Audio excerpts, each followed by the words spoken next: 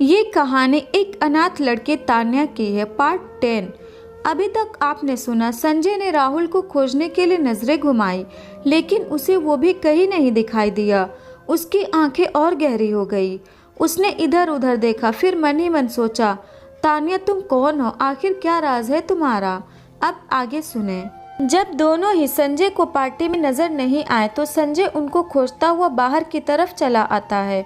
उसने अपने एक हाथ में वाइन के ग्लास पकड़ी हुई थी।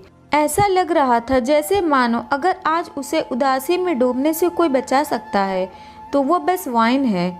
उसने ब्लैक कलर का सूट पहन रखा था। उसके जिस हाथ में वाइन थी उसमें उसने अपनी सिल्वर वॉच पहन रखी थी और अपना एक हाथ अपने पैंट के जेब में डाल रखी थी। उसने अपने चेहरे पर अपने अंदर चल रहे तूफान को नजर नहीं आने दिया। उसे देखकर लग रहा था जैसे कोई घमंडी राजा अपने महल में चला जा रहा हो। उसने अपने कदमों को चलते हुए रोक लिया और अपने आप को एक पोल के सहारे खड़ा कर लिया। वो जहाँ खड़ा था वहाँ अंधेरा था जिससे कोई उसको देख नहीं सकता था, पर सामने खड़े उन दोनों को देख सकता था। उसे पता था कि आज उसका दिल टूटने वाला है, फिर भी वो खुद को उनकी बातों को सुनने से रोक नहीं पाया।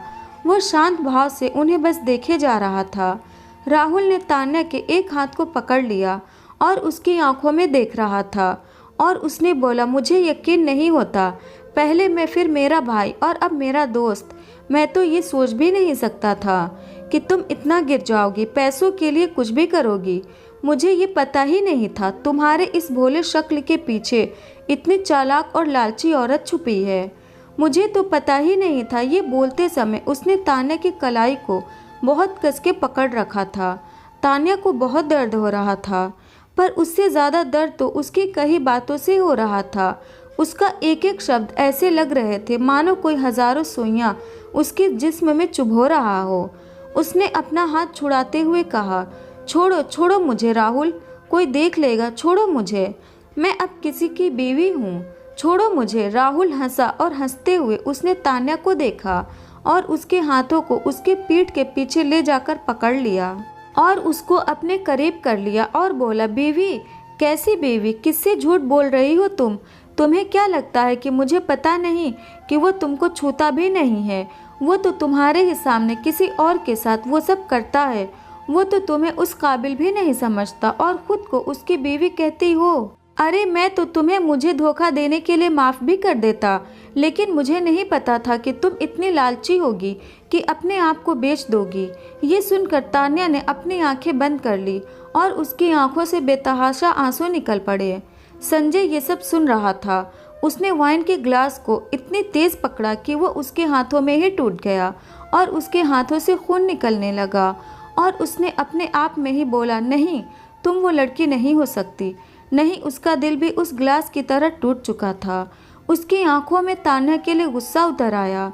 राहुल ने जब तान्या की आंखों से आंसू निकलते देखा तो उसको बहुत तकलीफ हुई। उसको तान्या उस वक्त बहुत ही ज़्यादा सुंदर लग रही थी। ऐसी लग रही थी मानो वो कोई निर्दोष हो। राहुल बहक गया। उसने तान्या को पीछे से दीवार से लगा दिया और उसके होठों पे किस करने के लिए उसकी तरफ झुकने लगा। तान्या ने जब उसको ये करते देखा तो उसने राहुल को धक्का देना शुरू कर दिया और बोली, राहुल तुम ये क्या कर रहे हो? मैं अब किसी और की बीवी हूँ, छोड़ो मुझे, ये गलत है, छोड़ो, ऐसा मत करो। राहुल उसको और कस के पकड़ लेता है और बोलता है, क्या गलत? जब तुमने मेरे साथ होते हुए भी मेरे भाई के साथ वो सब किया तो तुम्हें गलत नहीं लगा? तो फिर आज मेरे साथ वो सब करने में गलत कैसे है? संजय तो तुम्हें कभी छुएगा भी नहीं, तो फिर क्यों? तान्या ने जब ये सुना तो उसका दिल पूरी तरह से टूट गया। उसने राहुल को जोरों से धक्का दिया और उसके गालों पर एक चांटा कस के लगा दिया और बोली, कितनी घटिया सोच है तुम्हारी। मुझे हैरानी हो रही है कि मैंने तुमसे प्यार कैसे किया। तुम भी बाकियों के जैसे ही नीच। और हाँ, संजय मेरे पति हैं, वो आज नहीं तो कल मेरे पास ही आएंगे। अगर मुझे उनका 10 साल तो क्या पूरी ज़िंदगी अगर इंतज़ार करना पड़ा तो मैं करूँगी, लेकिन अब ये मेरा शरीर, मेरी आत्मा सब संजय का है। ये बोलकर तान्या पीछे मुड़ी और रोते हुए बाहर की तरफ चली गई। वो भागकर कार में पहुँच गई और उसमें बैठकर रोने लगी। राहुल वहीं खड़ा उसको जाते हुए देखता रहा। फिर उसने अपना हाथ कस के सामने की दीवार में दे मारा और चिल्लाता हुआ वहीं फर्श पर बैठ गया। उसने अपने सिर को अपने दोनों पैरों के बीच कर लिया और रोते हुए बोलने लगा, क्यों क्यों किया तुमने ऐसा मेरे साथ? मैंने तो तुम्हें अपना सब कुछ माना था, तो फिर क्यों किया? क्यों चली गई तुम मुझे बिना बताए? मैं तुम्हें माफ़ कर देता जो भी तुमने मेरे साथ किया, लेकिन तुम मुझे छोड़ के यूं क्यों चली गई? क्यों? और फिर वो रोने लगा।